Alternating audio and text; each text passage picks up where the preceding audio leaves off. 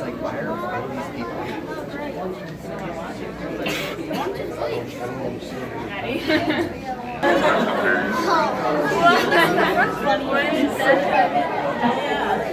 They know that bucket.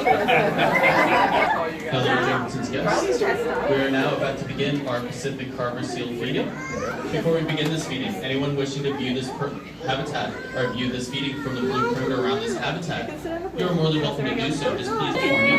She was found on that beach, she was found on that beach abandoned by her mother when her mother seal has a pup. They'll leave that pup on the beach while they go out hunting and foraging. About 2 weeks. Other than that, she was taken care of by humans. And it was a lot of hands-on care because of that amputation. So she became very accustomed to humans. And when they tested her to see if she foraged for her own food, she would not take any food that wasn't hand-fed to her. Additionally, she would only eat one type of food, herring. So, now our feeders are in the habitat. What you see in their hands, they have a bucket with restaurant quality seafood. Since they're afternoon feeding, they're going to be getting just capelin and herring. And their morning feeding, they got capelin, herring, and squid. Oh, look at that. And so, along with the feeding, we ask our squirrels to target for us. So they'll target and perform what are called behaviors. Behaviors are not circus tricks.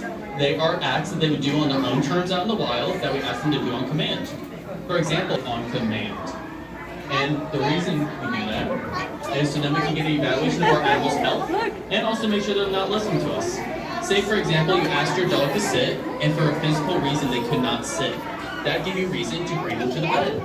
Same thing with us with these behaviors. If our girls were not able to perform the behaviors that we already trained them for, then we'd have reason to ask our vet to check in on them. These behaviors include moving on land, splashing, waving, blowing bubbles, allowing us to rub our hand along the back, or mark on Turbo's butt. That's actually where blood is drawn for seals, and we don't want their first time being touched in a certain area to be for medical work. So we get very accustomed to us touching. And so our Pacific Harbor seals, they're found on California coast, across the country. But in our areas, we do find 5 different seal species on our beaches. And all those species are protected by the Marine Mammal Act, which means you cannot go anywhere closer than 150 feet to our seals. And that's for good reasons. Like with the Turbo story. Her mom was out foraging, there could be a baby seal on the beach. If you try to approach them, they may go into the water, and they can drift somewhere where the water cannot find them. Additionally, seals will come out of the water for much needed rest or to escape a predator. So by approaching that seal, you can be forcing them back into the water where they can exert themselves completely, or they can run into a predator. And if those aren't reasons enough, you can get a very hefty fine for breaking that law. Or that seal, they can have a bite force 3 times that like a large dog. Our girls are sweethearts, but trust me, some seals out there, they will hold their ground. So there's many reasons to give these seals their space. And so this should be the closest you should ever get to a seal. If you're ever concerned about a seal out on our beaches, feel free to call the Marine Mammal Rescue Center. A quick Google search will pull up the number for the closest one to you. Or you can call us, give us a location, and we will call the Marine Mammal Rescue Center. Because not even our staff are allowed to interfere with these animals out in the wild without explicit permission and direction from the Marine Mammal Rescue Center. For example, a couple months ago during the winter, we had a seal on our beaches. He was eating sand, and so someone called us and told us about it, or back into the water while having an upset stomach. And then once that seal went back into the water on their own terms, our staff member came back and happy as can be.